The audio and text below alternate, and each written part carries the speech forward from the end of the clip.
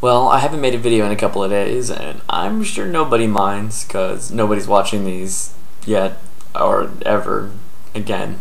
I'll reiterate, I don't care. But I thought I'd put up some of my opinions. I've been watching a lot of videos on YouTube lately related to political issues and maybe some religious issues, and it's one of those things where I have opinions, and I'm really opinionated, and I've kind of gotten to the point where you try to talk about these things with people who you feel are intellectuals. You know, I'm a graduate student. I'm used to dealing with really intelligent people, and it's always how ironic that you come up against people who really are fairly close-minded or lack familiarity, like serious familiarity with one set of ideologies or one belief system or another.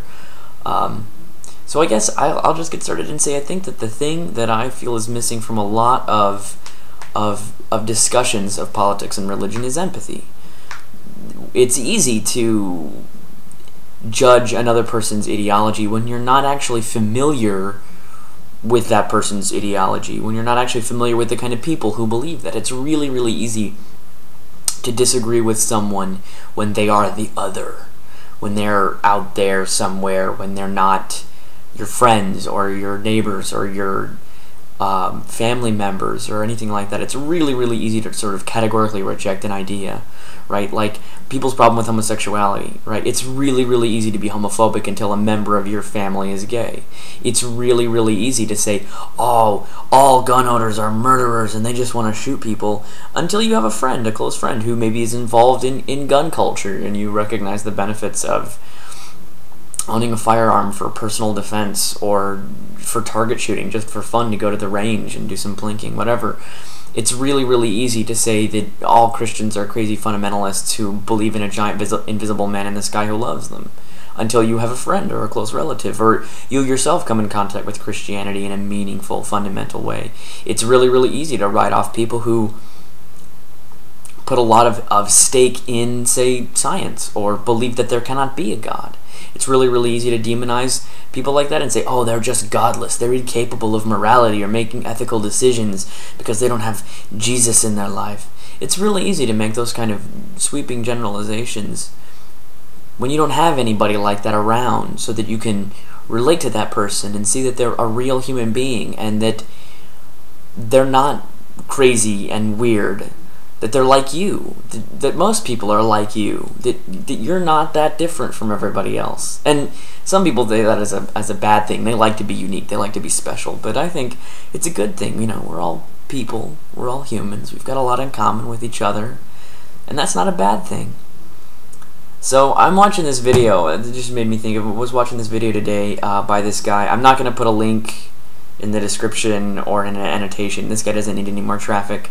But he did a whole series on multiple, he's got like 80 videos up, multiple part series on why Mormonism is bad, right? And for the most part, I have my own beef with Mormonism, and that's like a video for another time. And this guy had a lot of really good points that I thought were really interesting, right? I mean, he's not against Mormons in general, but Mormonism, the institution, and he seemed to have quite a bit of enmity for the guys at the top. The thing that blew my mind was that his response, his counter to Mormonism, is to claim that he has been divinely inspired with his own true book of religion, and that he himself has brought the true salvation of the supposed Christian God, which to me, For an Orthodox Christian, and I'll get that out here. I consider myself to be an Orthodox Christian, not Greek Orthodox, but Orthodox meaning that I'm a mainline Protestant. For someone who considers himself to be a mainline Protestant, I have some beef with Mormon theology, particularly like things like progressive revelation. And this guy rejects Mormon progressive revelation in very sound terms, right? I mean, very, very logical, very rational, and then turns around to claim that he has been divinely inspired, and that he has been provided with the one truth. And it falls very much in the line with Gnosticism, with the 4th century, what is now termed to be a heresy, what Dan Brown attempted to capitalize on or sort of the general American public's ignorance of Gnosticism is sort of the capitalizing factor of the Da Vinci Code. He largely misrepresented their theology in that book. But this guy, it blew my mind. I was like, you provide one of the most well-informed, because he had been a Mormon, and then he had left the church. He was an apostate Mormon.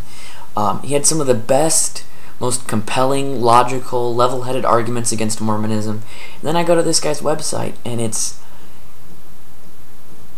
about Gnosticism, and it's about him having divine revelation, and he's adopted the Gnostic idea that the God of the Old Testament and the God of the New Testament is actually the true Satan, who has revealed himself to man to lead man astray.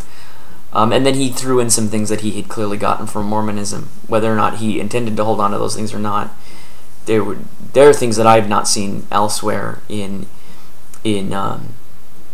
sort of non-standard semi-Christian groups. They felt very Mormon to me, and he had included them in his theology that was largely based on Gnosticism. Just bizarre stuff, you know? I mean, and that's the thing about religion, is that we live in an era, we live in an age in which Western society is very postmodern, right? Reality is subjective. Truth is what you make of it. And it's very strange how people blur that line, right? They choose to believe in something absolute, like the absolute existence of God, and somehow they use that subjectivity to get their version of God into that absolute slot. It's very strange. It's very strange to me. I generally am someone who's not particularly postmodern. I'm not a particular fan of subjective truth. I prefer my truth to be objective.